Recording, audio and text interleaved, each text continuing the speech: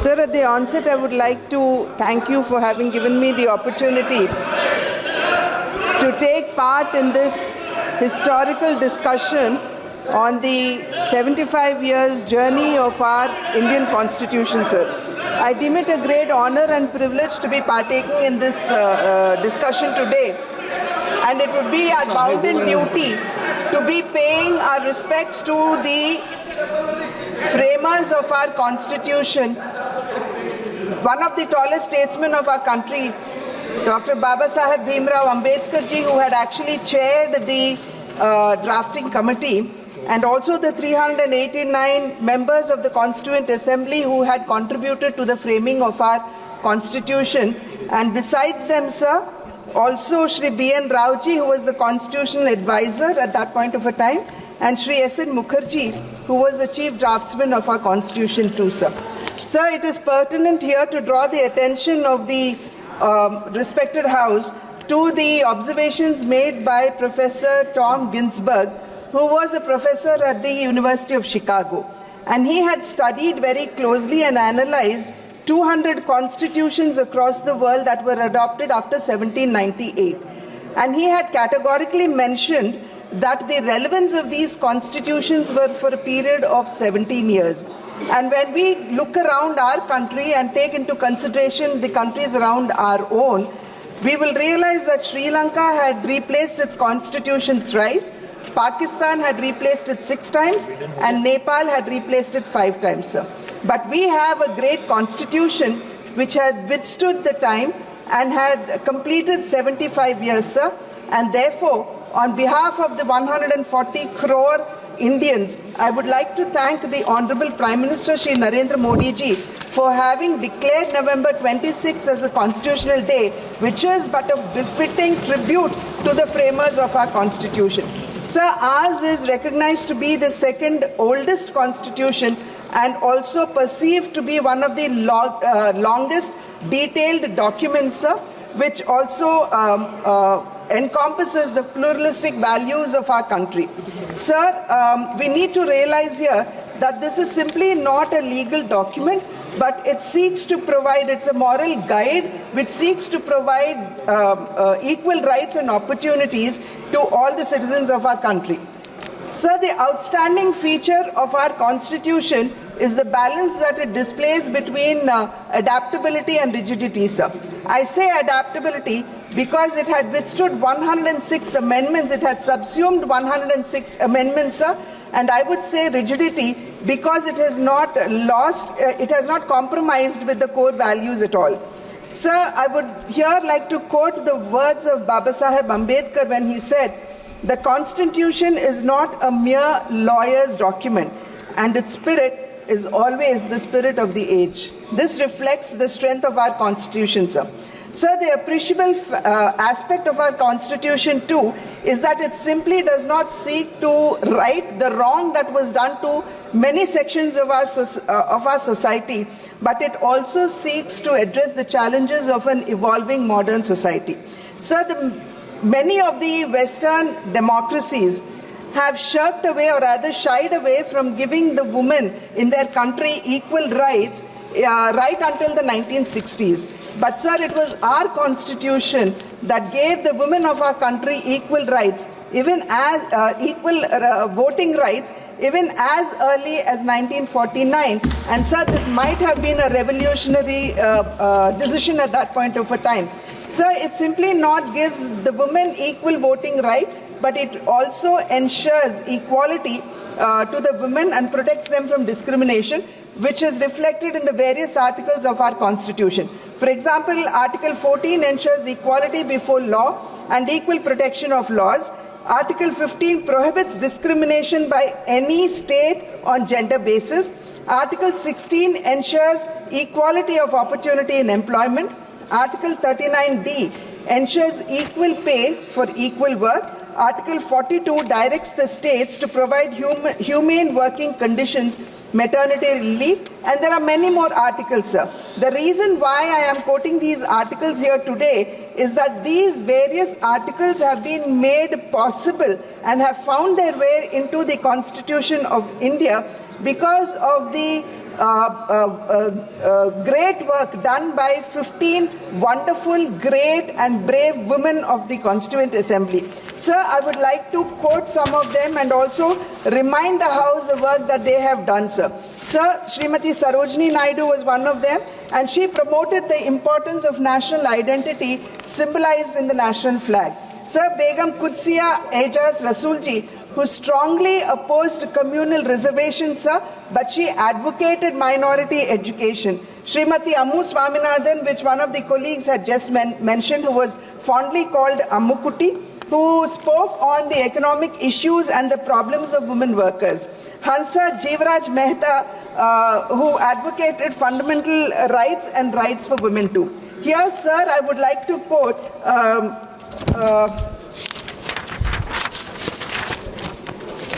I would like to quote Hansa Jivraj Mehta ji on two important issues, her interventions on two important issues. One was on the Parda system and the second was on the Uniform Civil Code.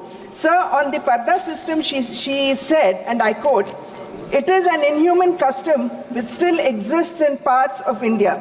Unfortunately, we were told that raising this question will hurt the religious susceptibilities of some people. As far as the Hindu religion is concerned, it does not enjoin Parda. Islam does. But I feel that Islam will be better rid of this evil. Any evil practiced in the name of religion cannot be guaranteed in the Constitution." This is what she observed about the Parda system. Sir, on the Uniform Common Civil Code, she said, and I quote, "The other item to which I wish to draw the attention of the House is the Common Civil Code. To my mind, this is much more important than even the national language.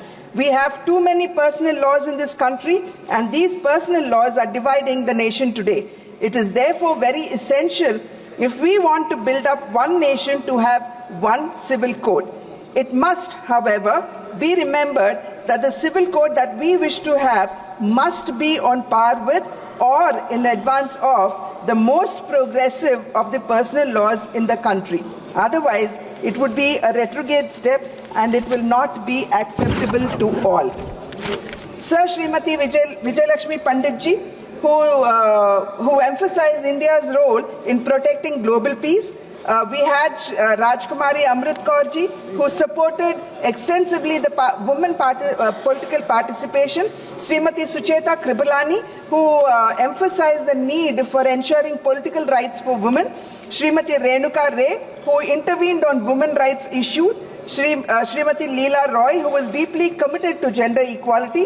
Srimati Purnima Banerjee, who vehemently argued that power should lie with the people. Srimati Annie Mascarene, who strongly argued for democratic reforms, considering that to be vital for a strong India. Srimati Dakshayani Velayudan, the only Dalit woman, as was mentioned earlier, sir, the only Dalit woman in the Constituent Assembly, who fought vociferously for doing away with the untouchability and also equal opportunities to all. Srimati Kamala Chaudhary, who was committed to rural development. Srimati Durgabai Deshmukh, whom we all know, she was instrumental in setting up family courts in the country. And Srimati Malti Chaudhary, who advocated land reforms, social justice and rural welfare policies to the women in rural India. So these remarkable women have left an indelible mark on the Constitution of India. And it is living up to this spirit of the Constitution, sir, and being inspired by the work done by, as somebody had mentioned earlier, the mothers of the Constitution.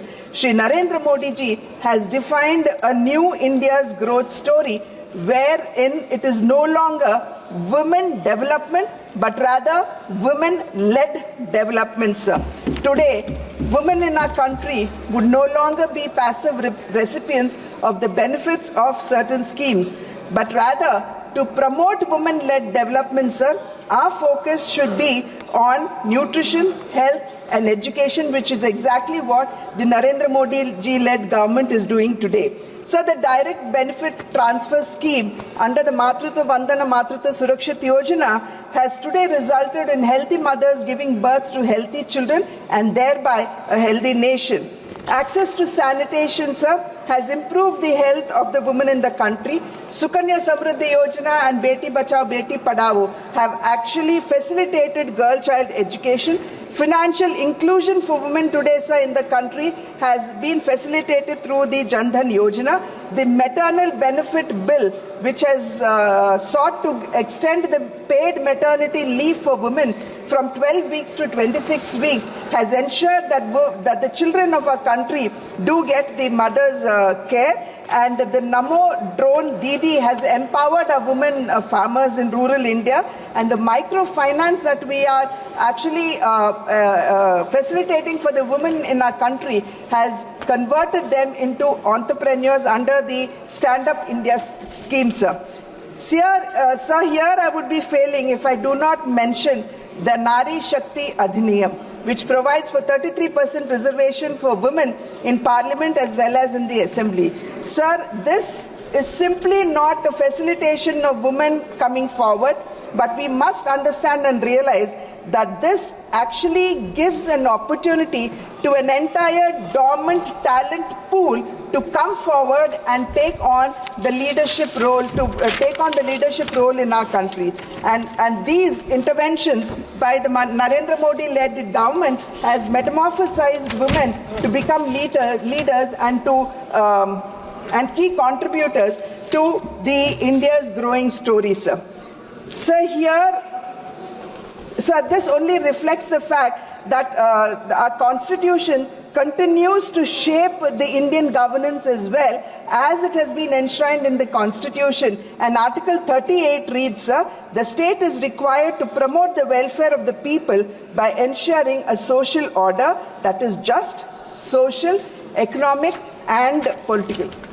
However, sir, the evolution of our constitution has not been without challenges, and this would also mean the challenges that the framers of a constitution had faced, even when they had to ensure the security and welfare of the millions of people who were displaced during the partition.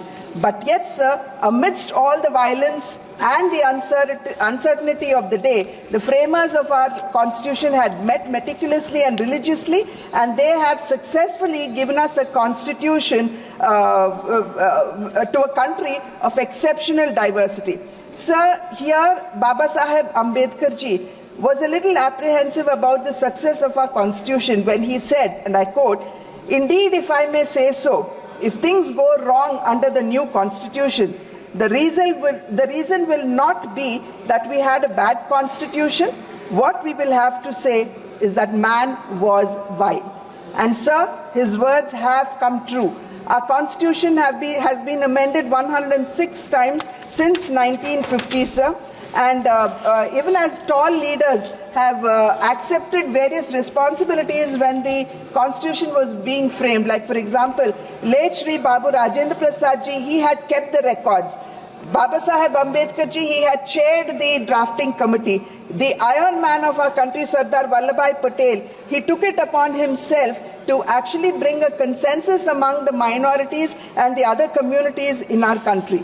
At this juncture, sir, it is very important to recall the observations of Shri Jawaharlal Nehru ji when he said, while we make a constitution which is sound and as basic as we can, it should also be flexible, and for a period we should be in a position to change it with relative flexibility. Sir, at that point of a time it might have sounded very innocently apt, but the irony is, just about a year and a half after the constitution was adopted in 1950, on the 18th of August 1951, the first draconian amendment was made to the constitution, sir, and that too to Article 19(1)(a) of the constitution, wherein freedom of expression, which was guaranteed under this article, was actually curtailed and curbed. So this move was bitterly opposed by Shri Shyama Prasad Mukherjee ji when he said, "You are treating this constitution as a scrap of paper." Sir, a preamble was not spared. Many of my colleagues had actually spoken about it. When the words socialist and secular was introduced into a preamble, and Baba Saheb Ambedkar ji had vehemently said that socialists should not be added in the preamble at that point of a time, because no one typical governance style should be imposed upon the citizens of our country. Of course, sir, the emergency of 1975-77 is a stark reminder of the violation of the provisions of the Constitution and an encroachment